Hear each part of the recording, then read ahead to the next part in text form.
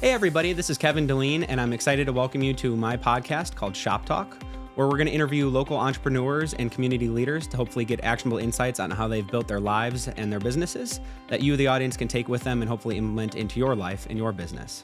But what I didn't say, taking us back in that same month we sold the business in October of 2010, I started up AppSuite. Which is what you're doing right now. Yes. I actually started another business, a social networking company at the same time.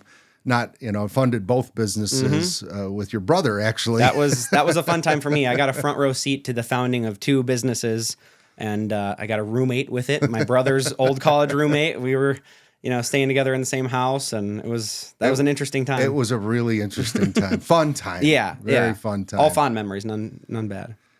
So that social networking company focused on the colleges and universities, as you well know, and it was a great idea. And the only problem with it was it took a lot more money than I realized when we started it. And it would have taken many millions of dollars to pursue it properly. So it outpaced any ability that I had at the time to fund that business. So the AppSuite business, which was moving along, had produced some results and looked like it was more manageable and achievable with the money and resources that I had. So I decided with our partners, with your brother and his partner Brandon, that we were going to stop the social networking business. So we just shut it down. It was not enough to sell it. Yeah. We actually merged that business into AppSuite and created just one company. And that's when Patrick became part of AppSuite as well, and Gent Rachunas, tying it way back to the electrical contracting days. Same gentleman. Yeah, he followed me along the years. Shout out Uncle Gent. Yeah, there you go. He's been phenomenal. He's been over all the years. He was the guy that helped in the electrical business when I sold it. He also came aboard in Affinity Express, that one I was telling you about. He worked there and did well there, and then at in Daleen in those years, I forgot to mention, he helped us sell a staffing business along the way as well. So anyway, he's been an instrumental guy in my career, my life, and helped do a lot of good things. And creating AppSuite was one of them.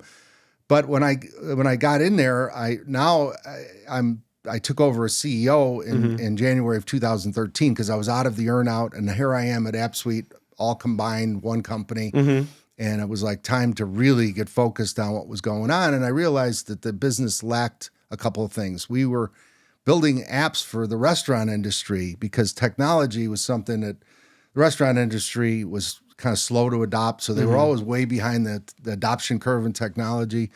So we decided to, Gent's initial idea was let's build apps for them, which was a great idea. Well, this was relatively close to the start of the iPhone, right? I mean, it's only a few years since that was... You're right. Yeah. This was pretty novel stuff. And the restaurant industry didn't have any tech, and they certainly didn't have apps. So we were pioneers in that area. But what happened was a lot of people got excited about it, but it lacked strategic importance to them. It was something that people would download and use, but it didn't provide enough value that they continue to use it, right? So restaurants or consumers? Restaurants. So the business owners themselves wouldn't implement it appropriately? Well, no, you're right. Actually, the restaurants were our customers, but the end users, the restaurant goers, they would download the apps, but if they didn't do something that was important to them, they wouldn't use them. Yeah. They'd keep them on their phone, maybe. Yeah. So we realized we didn't have enough, right? We needed things something stickier. We needed to check some basic boxes off, some blocking and tackling, which in that industry was like gift card programs, better marketing systems, CRM, which we became a CRM business as we move forward, and online ordering and things like that. So we began to evolve the business to add products that were very synergistic, kind of building that portfolio solution so that we would be able to up the average sales price. We were a subscription business, all cloud software. So we started off selling about $30 a month for people to get into an app, right? And like, this is going to be awfully, you got to sell a real lot of apps to make awfully hard to do it there. Yeah. So we wanted to get our monthly subscription prices way up to hundreds of dollars a month, but do it by adding strategic value to these customers. Yeah. And we were able to do that over time. You know what I mean? We were able to reinvest that money and build the business. And then a big moment happened in 2014 when we really realized that the to be successful in our business, we had to embed the technology we're developing into their restaurant's point of sale system, because they access, these programs, guest programs and even online ordering and things through their point of sale system. That's their main operating hub. Yeah. Right? And the biggest company in that industry at that time was Micros. And they had about 25% of the overall market. So we decided we needed to integrate to that, which is no trivial thing, right? Now, along the way, I never raised any money in this. I was continuing to fund it. So we have to be responsible. I didn't have an unlimited amount of money to put in this. Not like some of the tech companies that they could just burn money and let me throw 15 million into this. And if I'm wrong and we blow half of it, well, we got the other half there. So we had to be a little more conservative, but we made a decision. I helped guide us to that. And we did that, which was a big move for us, right? So now we've created an integration there, which really one of the things that I decided was important for us without a lot of cash was to be very, very focused, right? So we decided we were going to focus in Micros exclusively to kind of own that. So instead of being, a mile wide and an inch deep, we were going to go a mile deep within Oracle so we could differentiate and really own that space and beat the competitors. Well, interestingly enough, the very month that we started, we were the partner of Micros. They were bought by Oracle that month. Okay. And so it was so early that they hadn't even approved our program. We became the very first partner within the hospitality and food and beverage part of Oracle in the new Oracle Partner Network. And this is 2014? It became 2014, yeah. It was August of 2014. That's right when we moved away from Florida, right? We moved back to Lake Geneva. Yeah, exactly. The second time. Yeah. So anyway, we did that, and then we began a journey in this current business to follow that. But, in hindsight, that was a very difficult. It was a smart decision, but what happened was Oracle bought a business, and Oracle's a monster. They're a huge organization, but they've become immense by buying enterprise software and selling it to big corporations, and they're really good at it. And this wasn't that, right? They bought Micros, which was small and medium business focused, right? So this was a square peg in a round hole. Yeah. Now, Oracle is smart, and they're committed to their acquisitions, but the journey has been very, very bumpy by anybody's estimation. Even Oracle will tell you that, So once we hooked our wagon there, you got to stay, right? We're bumping along with them. Yeah. It has been a interesting ride. So, that's going on 10 years now. Yeah. Right? And the good news is through all of that, we've grown every single year around 30 to 50% through all of that. And the problem was they hadn't really figured out the code. Even Oracle has to figure out. Yeah, when you're that big, you still have to learn just like everybody else, right? What's their position in the market? Yeah. What features does the product have to have? How are they going to go reach that market and sell into it? It's taken them much, much longer than I thought to get there. The good news is they got there. Okay, they're there now. And finally, we're starting to really reap the benefits of those long-term investments in the product portfolio, in our organization investments, and Oracle, as they grow now, we're growing. So we're growing globally with sales from the Philippines to the Middle East to Africa, throughout the world, and a lot in North America. And it's an exciting time for us, but it hasn't been easy getting here. You were committed to the journey, right? Yeah. We're along for the ride. But, this, the journey as an entrepreneur is not easy, but there's nothing like it, because this marks me coming back to entrepreneurialism. The Affinity Express and the CPG Solutions was the Oracle consulting business. I wasn't an entrepreneur. You're not the founder of those, no, right? And you're a leader. And while I love doing it and I did good job there, this is where my passion's at, and which is led me throughout my career, which also led me to. We started Daleen Restoration. It was like the week that the 2 weeks to slow the spread happened, right?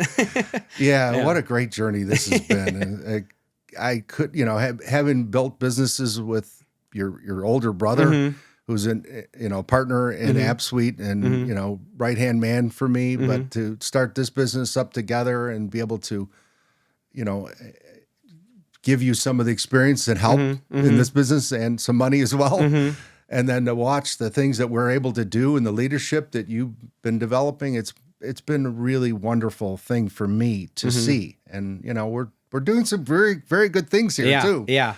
It's a blessing to have somebody like you with, I mean, the plethora of experience. And my favorite thing that you've imparted on me is really the golden rule. Like you said, it's just building a team of people that, you know, you're treating them the way that you want to be treated. You're building a culture that's important to the values that are core to me, right? So we can have an organization that stands behind what we're doing, you know, and I think that's been the most rewarding part about anything that I've done is growing the people in the organization. You know, you can fix houses all day long, but if everybody hates their job, then why are you doing it? Right. Yeah, they won't stay long. Yeah. And the other thing that happens when you build a great culture, you don't have to teach them to take care of customers. Yeah. We were talking about that last week, right? It's the most important pillar. Yeah. Because they'll know, they care. If they felt cared for, they'll care for your customers. It's just the way it works. But if they felt, you know, like they're overlooked or underappreciated, you're not going to get what you're hoping for. Yeah. You're going to think, oh, why aren't they caring? You know, or why do we have such high employee turnover? And most entrepreneurs don't get it. Yeah. Well, and that's you know, a lot of people say customer first. I'm employee first, because I don't think you can even take care of your customer if nobody's coming into work or they're miserable, right? You know, they're not going to represent us the way that we want to be represented. Exactly. So yeah, and that's the main thing that you've imparted on me is that people first, you know. Well, it's working. You're doing a great job with it. And that's fun to get to come up with ideas like this. You know, this is our inaugural podcast. Thought, what a better way to reach people, give some people some value. And this is the fun thing that you can do in business, is come up with these ideas and go for them. Yeah. If they don't work out, whatever. It's an experience, another notch in the belt, you know? Yeah, I think it's a great idea. And if you can help some people along the way start to see some things in their own life or their own business, and maybe they can pick up something and pass it forward, you know, pay it forward. That's a great thing. Yeah, for sure. I did get a couple questions ready for you. So one of the things that I wanted to ask you would be, what's the hardest part about running a software business? Because me being in the home service business, we get to see a physical product not a product, but a service be done, right? We can see a house be demolished and rebuilt, or water damage cleaned up. But for you being in a software business where you're working on things that are a little less tangible, what's the hardest thing about any software business that you've experienced? I think it's twofold. I think too often people overlook what Jeffrey Moore, who wrote the book Crossing the Chasm, defined as the whole product solution, and not really understanding what you're selling in the eyes of the customer. Because you can have your idea of a product that you want to build and sell, but ultimately, if you bring it to the customer and you leave them with a science project because you built this much of something that needs to be this big, you're not going to have much success in it, or you're going to be caught in a ever-ending cycle of trying to make them happy by building things around it, and you're going to be just caught in, you know, spending a lot of time and energy and not probably making your customers happy and not being very profitable. So understanding what is the solution you need to take to market, whether that be something you've built entirely through your own research and development, or a combination of things you develop and things you integrate around you. Because in our business, it was much more complicated than we originally thought. Just from apps, and now you look at all the stuff that you guys have had to build. The framework of things that we have to do to deliver this solution is mind-blowing.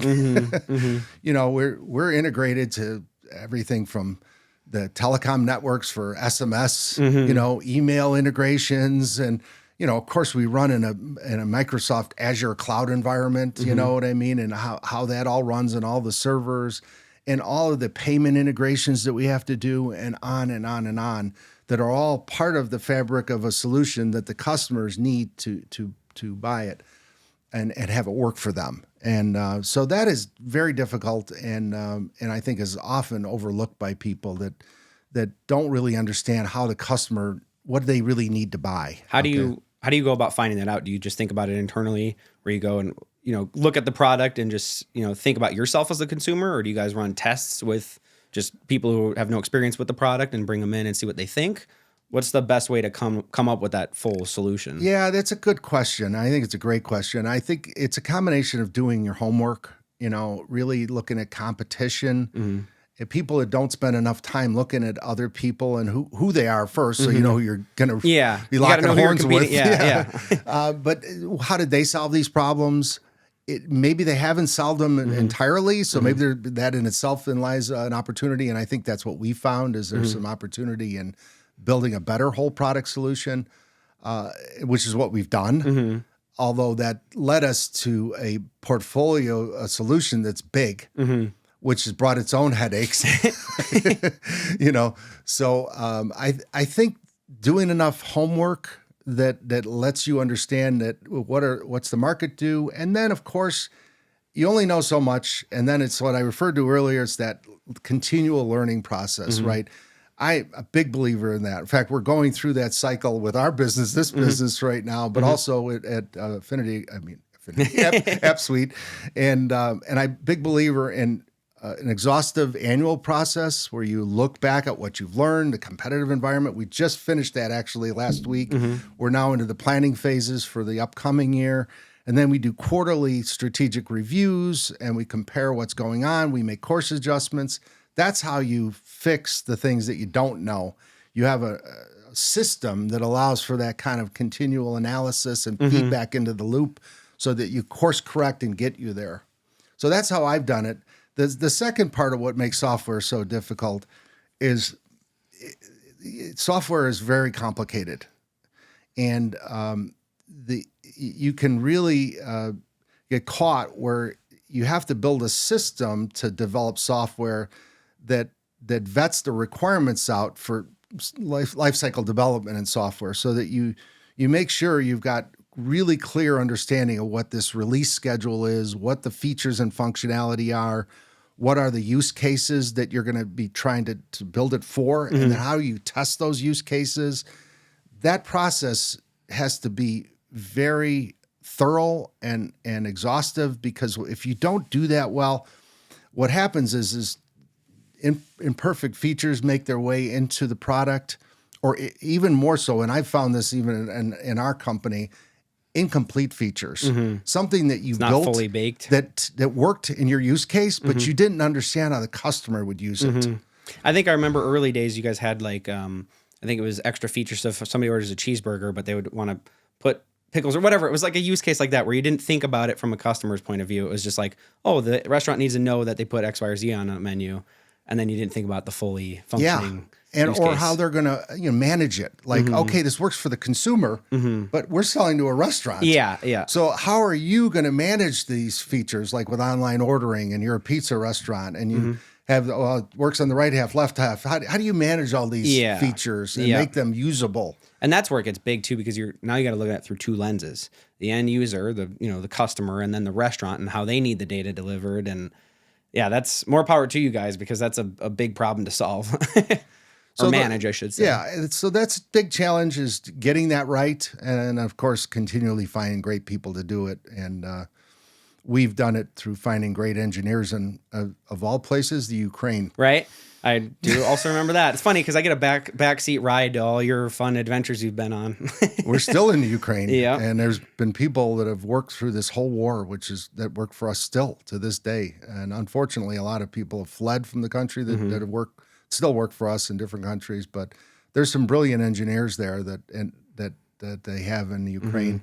It's just so unfortunate that they've been touched by this terrible war. And this is the second time that you've had issues, because there was an original push into Ukraine. Yeah. Was that 10? The Crimea with the Russians. 10 years ago, maybe? It was it was like 14. Yeah, you're right. It was like 10 years ago. I'm just praying that there's a resolution in this right now. Yeah, I think everybody is. There's signs of it, but it would be wonderful. Yeah. I seen it touch the lives of our employees.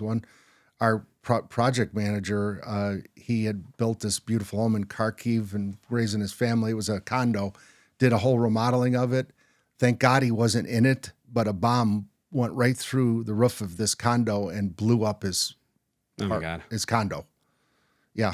And he's now had to got out of the country, snuck out of the country because he had 2 kids and left, and now he's in the UK. So, I mean, it's just terrible. You think about business, right, and all that go through, and then the human side of it, and it's just terrible to see stuff like this. So I'm praying for a resolution to that. Everybody is, But anyway, coming back to full circle of finding great engineers, we we found them, but unfortunately the war found them, you know, so, yeah. but we're still doing well there. And hopefully this comes to an end and we can hire more people from that. It's a great place for great, software engineers. Yeah. And apparently very strong people. Yes. Very strong people. I know you got to get going soon, so I'll leave you with a final question. And it's, if you could go back in time and tell your younger self one thing, what would it be? You know, I think it's, be careful when you dive into my entrepreneurial passion led me to a few things that I pursued that I didn't think through enough and understand enough about what I was getting into and doing enough homework. And one was that speaker company. It was a hobby, and do I regret it? Maybe. You know, it cost me a lot of money to do it because I don't do anything wrong, or Yeah, we had a warehouse and lots of speakers and but doing more work up front. I've talked about that in this, but there's been a few times in my career I didn't do enough, and it hurt me. You know what I mean? So be patient. You know, don't let that energy get too far in front of yourself. Do your homework, know where you're going and what your position is competitively, the value proposition, get that right. And if it all feels right, yeah, go for it, right? But there's been times where I think I probably could have done better there. To take a beat. Yeah. Well, I mean, that's good advice. That's the whole thing that we're trying to do at the show, is learn from people like you've been there, done that, and hopefully everybody, myself and the audience, can get some nuggets from it. So I hope so. It's been a wonderful journey. Would I change a thing? Maybe a few, but not much. Yeah. I've loved every minute of it. That's the sign of a good life. Well, thank you, Dad. I appreciate it. Appreciate everything you do for me. We wouldn't be here without you. So thank you. Yeah, thanks I for coming doing on. it with you. Thank you. All right, folks, that's all the time we had for this episode. We're going to end it here and hopefully catch you on the next one.